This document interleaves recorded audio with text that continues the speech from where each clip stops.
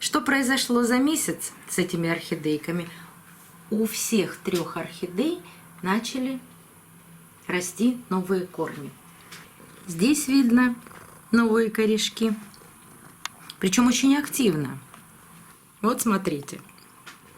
Что же такое диффузия? Я даже капать не буду, я просто вот так прислоню.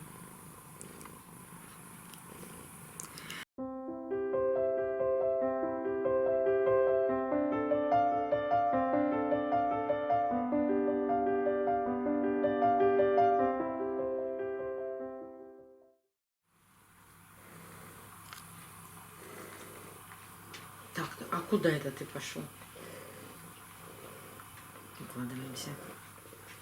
Все, молодец. И ты не мешаешь. Добрый день, друзья.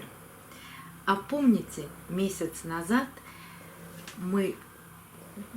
я положила в 3 горшка с фаленопсисами гранулы аминосила. Эксперимент такой короткий, но все-таки интересный, потому что у некоторых любителей орхидей получился ужас и кошмар. То есть насыпали гранулы аминосила, и все корни сгорели.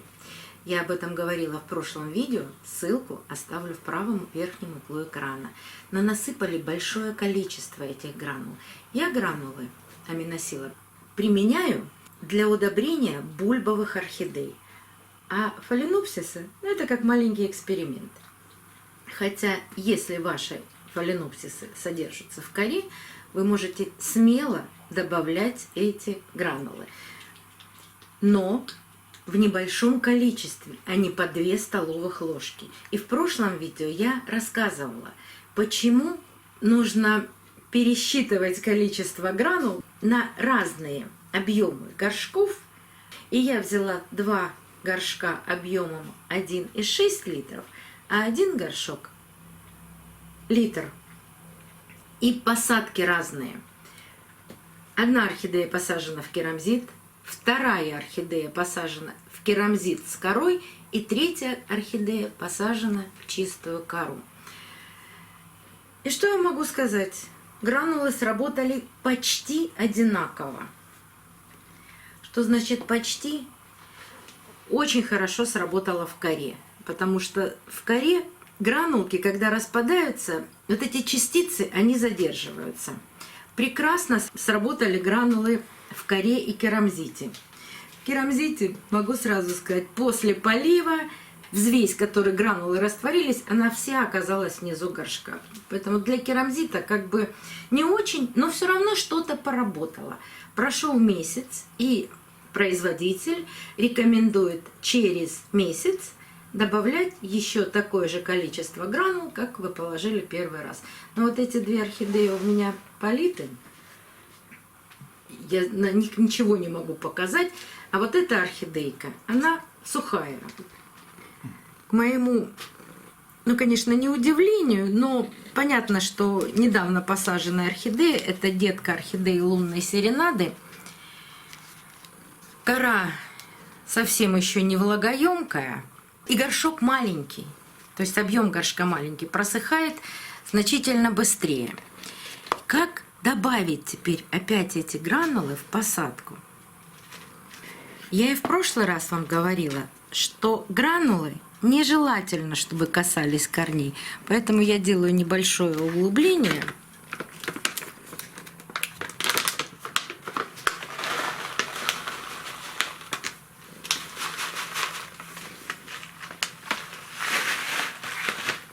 Добавляю в литровый горшок, вот туда поглубже, и продвину ее. И также с другой стороны добавляю по 1 гранулке. Так как я поливаю эту орхидею замачиванием, и вода у меня всегда при поливе на 1-1,5 сантиметра ниже грунта, вот мне надо эту гранулку глубже погрузить в грунт, а потом полить. Сейчас я вам покажу, как я это делаю.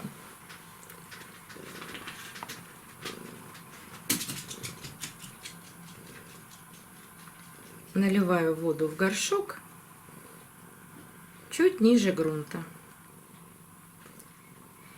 И 2 гранулы, которые я сейчас положила в горшок, оказываются в воде, начинают работать. Что произошло за месяц с этими орхидейками? У всех 3 орхидей начали расти новые корни. Здесь видно новые корешки, причем очень активно. Ну, у этой орхидеи не только начал расти корень, но и старые корни тоже пришли в активный рост. Ну, что в горшке, понятно, что там тоже все отлично.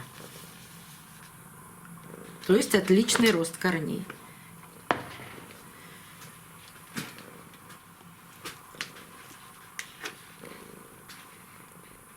Здесь видно и новые корни, и старые тоже растут.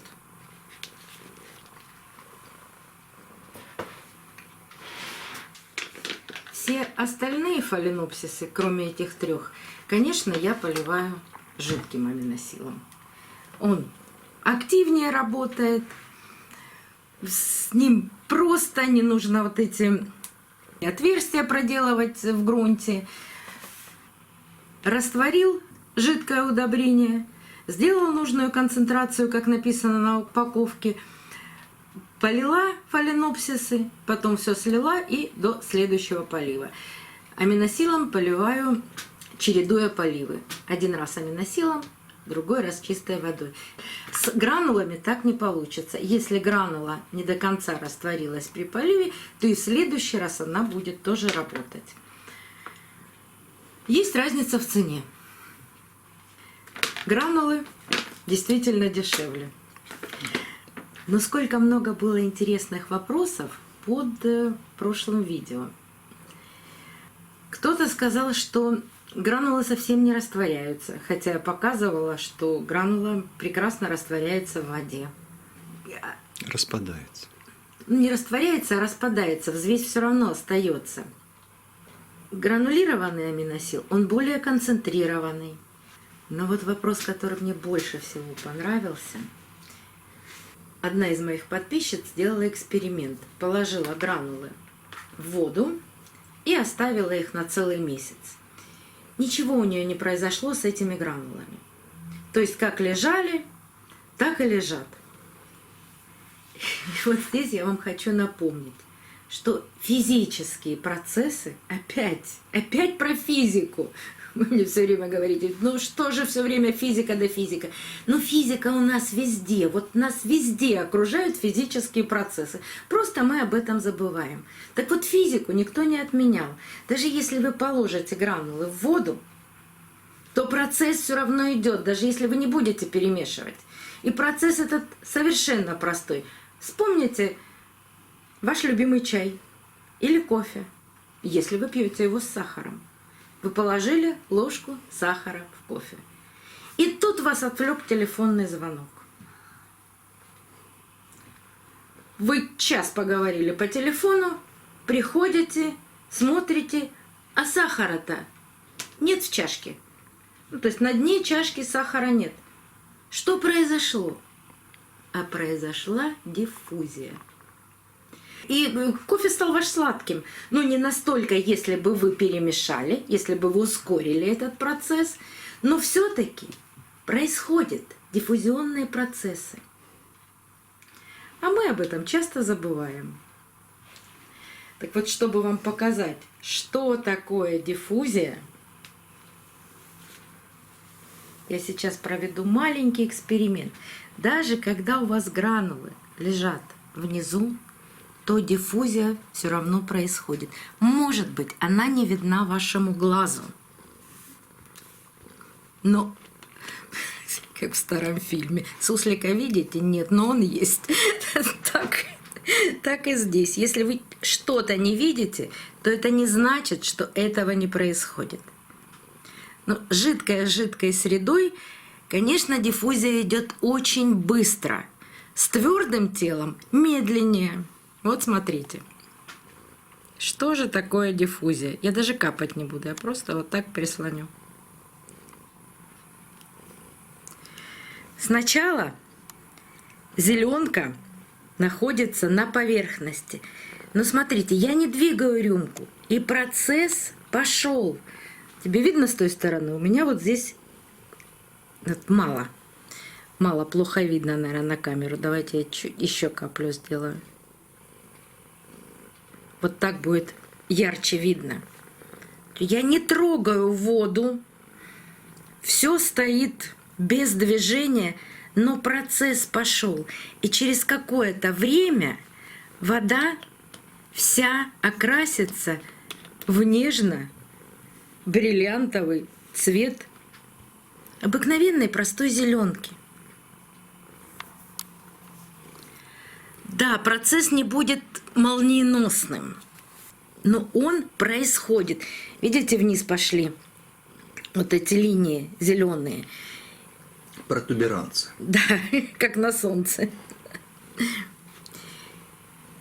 И может быть через час, через два, ну, я не буду загадывать, насколько. Сначала это идет резкая граница, а потом эта граница сгладится, и через какой-то промежуток времени вся вода смешается с зеленкой, перемешается, не перемешивая, а вот именно под этим процессом. Вот сейчас Сёма качнул стол, и эта резкая граница опять пошла вниз. Я не буду это все качать или перемешивать, но хотя вы понимаете, что если я сейчас перемешаю и ускорю этот процесс, то моментально вся вода станет, ну, я капнула очень мало, такого нежно-бирюзового цвета. Так вот, даже когда гранулы лежат внизу, процессы диффузии все равно идут на молекулярном уровне. Но есть нюанс. Меня спросили, а можно развести гранулы, ну, сутки разводить эти гранулы, потом перемешать, а потом сделать этот полив? Но я не могу сказать вам на 100%, что можно, потому что есть еще процессы окисления. А это уже окислительно-восстановительная реакция, но это уже химия. Да, это уже химия пошла. А так как у меня была 3 в школе по химии, я ее... Да и физику я не очень хорошо знаю. Но наши старые учителя вот заложили основы и физики, и химии. И если мне что-то интересно из этих физическо-химических процессов, я всегда могу почитать и могу понять. Вот старая школа, советская, была все-таки отличная. Отличная от теперешней школы. Вот. С моей стороны, ну просто очень красиво идет процесс. Я не могу тебе повернуть, потому что это будет перемешивание. Даже если я чуть-чуть поворачиваю, вода там двигается. Не буду. Вот с твоей стороны, наверное, тоже есть, да? Вот этот вот. Ну, что-то есть. Да. Так процесс окисления. Но почему мы часто читаем на упаковках каких-то препаратов, что использовать надо в течение суток? Вот только из-за процесса окисления. Или это распадается, или это окисляется. Вступает в реакцию с кислородом. Да, вступает в реакцию с кислородом, ну, будем говорить, что с воздухом, и становится, ну, я не могу сказать, что становится полностью нейтральным, но утрачивает свои свойства. И это важно. Так что, если это гранулы, производитель сделал их для того, чтобы использовать их как гранулы в посадке. Там это работает. А если мы будем вот заниматься тем, что растворять, потом поливать, мы можем не достигнуть того результата, который нам обещает производитель. Так что в мире все взаимосвязано. И физика, и химия, и цветы, и даже наш чай и кофе. Через 30 минут я вылью воду. На этом полив орхидеи закончится. Наверное, как и закончится этот эксперимент. Но если будут интересные вопросы под видео, я вам еще раз покажу эти орхидеи. Но опять же через месяц. До новых встреч, друзья! Увидимся на канале.